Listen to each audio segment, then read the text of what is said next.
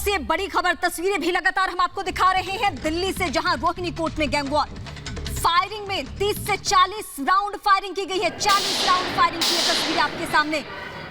देश के इतिहास में इतनी बड़ी घटना कोर्ट परिसर में नहीं हुई है और यहाँ की ये तस्वीरें सवाल उठाती है सुरक्षा व्यवस्था पर, पुलिस पर। ये सवाल हम उठाए ना उठाए, वहाँ जो वकील हैं वो लगातार बोल रहे हैं कि अगर सुरक्षा व्यवस्था उतनी चाक चौबंद होती तो इतनी बड़ी घटना नहीं होती। 1, 2 नहीं, 3 की मौत और इसके अलावा 40 राउंड फायरिंग। ये फायरिंग की लाइव तस्वीरें इस वक्त आपके टीवी स्क्रीन पर हैं और इन तस्वीरों को देखने के बाद आपको यकीन होगा कि रोहिणी कोर्ट परिसर फिलहाल छावनी में तब्दील हो चुका है।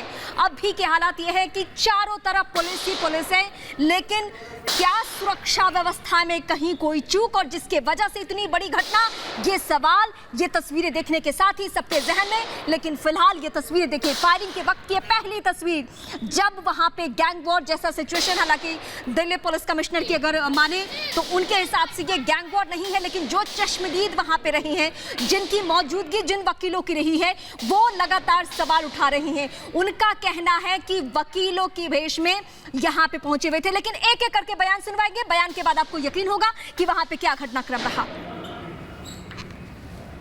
लगभग 25-30 गोलियां चली हैं और वो गैंगस्टर जो उसको मारने आए थे गोगी को, ऑन द स्पॉट डेथ हो गए। और आपका नाम? वकील के ड्रेस में। मेरा नाम ललित कुमार है, मैं रोहिणी कोर्ट में ही और दिल्ली कोर्ट में प्रैक्टिस करता हूँ। किस तरह से चेकिंग नहीं होती? आई कार्ड चेकिंग होती है, लेकिन एक्चुअली क्या होता है कि कई जैसे सुबह रश इतना होता है, पुलिस सिक्योरिटी ढंग से चेक नहीं कर पाती या उतनी थोड़ी लापरवाही रहती है। बहुत बड़ी लापरवाही है, मेरा तो यही कहने का मतलब है कि बहुत बड़ी लापरवाही है। अगर कोर्ट स्टाफ को, न्याय व्यवस्था को देखते हुए बहुत बड़ी लापरवाही है हिंदुस्तान के अंदर। सीधे हम न्यूज रूम का रुख करेंगे। श्वेता इस वक्त हमारे साथ जुड़ी हुई है। श्वेता, जो चश्मदीद है, जो वकील है, उनका कहना है कि देश के इतिहास में इतनी बड़ी घटना नहीं देखी गई, जहां 40 राउंड फायरिंग, जहां पे स्थिति यह है कि 3 की मौत हो चुकी है, कई जख्मी है। ये तस्वीरें चीख चीख कर बता रही है कि सुरक्षा के लिहाज से ये कितनी बड़ी लापरवाही है। बिल्कुल सही बात है रिबा, लेकिन जो सबसे बड़ी खबर इस वक्त आ रही है वो ये, अमित भी मेरे साथ मौजूद है। अमित, टिल्लू गैंग का काम बताया जा रहा है, जरा टिल्लू गैंग के बारे में बताइए और साथ ही जितेंद्र गोगी से क्या राइवलरी थी टिल्लू गैंग की, इसकी भी जानकारी दें। अभी जो जानकारी मिली है कि टिल्लू गैंग जो है उसने अपने 2 शूटर को भेजा था जितेंद्र गोगी की हत्या करने के लिए, और वो वहां पर पहुंच गए। बाकायदा जो सिक्योरिटी थी उसके उससे बचते हुए, आंख बचाते हुए वहां पर पहुंचे, वेपन लेकर पहुंचे और लगातार जैसे ही पेशी हुई, पेशी के दौरान तुरंत उसके ऊपर हमला कर लोगों को, एक दूसरे को मैसेज भी कर रहे हैं लोग, फोटो भी, तो वकील के ड्रेस में ही थे, ऐसा था। अभी आया हुआ, सुबह थोड़ी देर पहले फोन आया हुआ, हो गया इनका।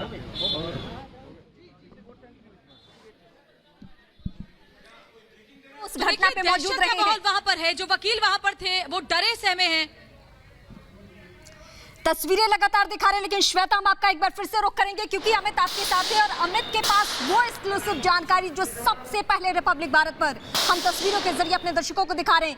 ये गैंग वॉर के बारे में जो श्वेता बता रही थी, ऐसा सिर्फ और सिर्फ हमने महाराष्ट्र में एक बार ऐसी घटना देखी और अब देश की दूसरी घटना जहां पे इस तरीके से कोर्ट परिसर में gang war situation.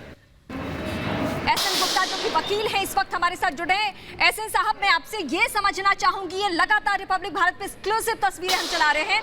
SN Sharma, मैं आपसे ये जानना चाहती हूं कि क्या इस घटना के लिए सिर्फ और सिर्फ पुलिस की लापरवाही, सुरक्षा व्यवस्था में लापरवाही जिम्मेदार है? देखिए मैडम,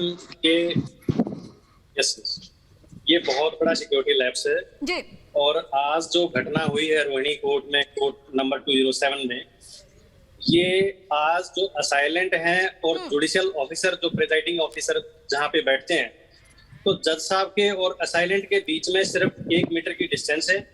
इतना क्लोज और इतना डेंजरस, इतना हॉरिफाइंग एक्ट जो आज रोहिणी कोर्ट के अंदर हुआ है, ये अपने आप में बहुत ही कंडेमनेबल है। और ये इतना बड़ा सिक्योरिटी लैब्स है जिसके अंदर कई सारी कैजुअलिटी हो चुकी हैं। 3-4 डेथ्स जो हैं वो अभी तक रिपोर्टेड हैं कि भाई ये सब चीजें हो गई हैं।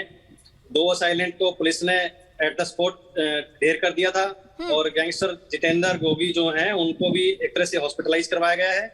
लेकिन हमारा कहना ये है कि मैं as a former secretary of Rohini court bar association, मैं ये कहना चाहूंगा जी। This is not the first time when this kind of incident happened in Rohini court. इस तरह के वाकये जो हैं वो पहले भी रोहिणी कोर्ट में हो चुके हैं।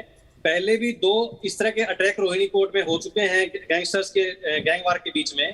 तो आए दिन यहाँ पे रोहिणी कोर्ट में इस तरह के वाकये हो रहे हैं जिससे कि जजेस की, कोर्ट स्टाफ की, लॉयर्स की एंड लिटिगेंट्स की, सबकी लाइफ जो है वो स्टेक पे है। सिक्योरिटी को इमीडिएटली इंप्रूव करने की जरूरत है।